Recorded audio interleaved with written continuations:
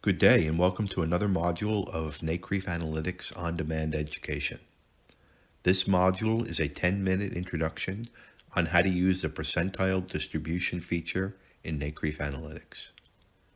Analytics has four key goals: increasing the ease of accessing information, increasing the sophistication of products and services, which is the focus of this release, to facilitate a dialogue with the NCREIF membership on the shape and future of NCREIF Analytics Toolkit, and to define and document the methodologies used.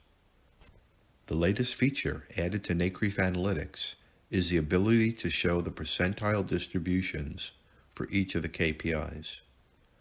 A percentile distribution is a statistical measure indicating the value below which a given percentage of observations in a group of observations fall.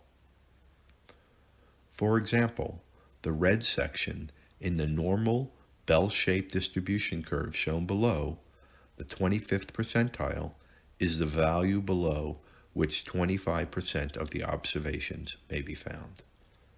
Analytics will report the performance indicator for the property at this distribution.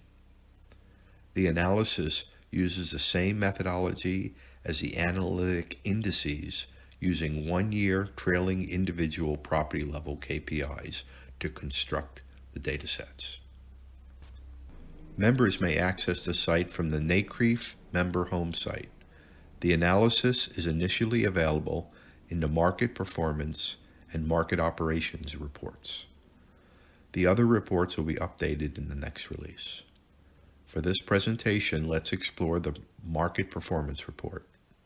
Specifically, let's explore Seattle Industrial. The percentile analysis is available from the Dimension dropdown. To produce the line charts in the example, one-year returns for every industrial property in Seattle are computed. Then for each period, the one-year property return for each of the percentiles is plotted against the value-weighted indices for Seattle Industrial in dark blue, and the U.S. Industrial in light blue, and the NPI in orange. So here you can see that 75% of Seattle industrial properties have been outperforming the NPI on a one-year trailing basis. While not all distributions are normal, note what happens when we place a normal distribution over the chart. We can get a feel for the wider range of possibilities for individual properties. Let your imagination go where the fat tails may lie. Now, one-year rolling returns may be visually interesting, but percentile analysis is particularly important in benchmarking individual properties. In this slide, analytics has computed the short, mid, and long-term summary statistics for all the properties in the Seattle industrial market. To present comparable vintage performance, the percentile analysis uses just the currently held properties in the NPI. For each of the holding period, the analysis shows the percentile performance compared to the index. This information begins to shed more light on the range of property performance. A few things worth noting. First, that there are not enough Seattle industrial properties in the NPI today which have been held for 20 years to meet the masking criteria for analytics to report the percentiles. On average, NPI properties are traded about every 5 to 10 years. This could be a possible future KPI measure. Next, that longer-term held properties outperform the Seattle index. For example, for the 10-year period, the value-weighted geometric return for Seattle Industrial Index was 12.2%, and the 10-year total return for the property in the median or 50th percentile was 14.1. That's a 200 basis points of outperformance for currently held properties. Each quarter, the index changes its makeup of properties, whereas this percentile analysis examines just the currently held properties in the index, which have been held for the past 10 years. Since the index value is lower, this implies that the properties, those bought, sold, and held, underperform those properties which have been held for the same full 10-year period. This is one example of survivor bias, where better properties are held and underperformers sold. Note, for short-term periods, the opposite is true, and that survivor bias is not always positive. Next, let's look at the property-level risk measures, where the effects of portfolio diversification are shown.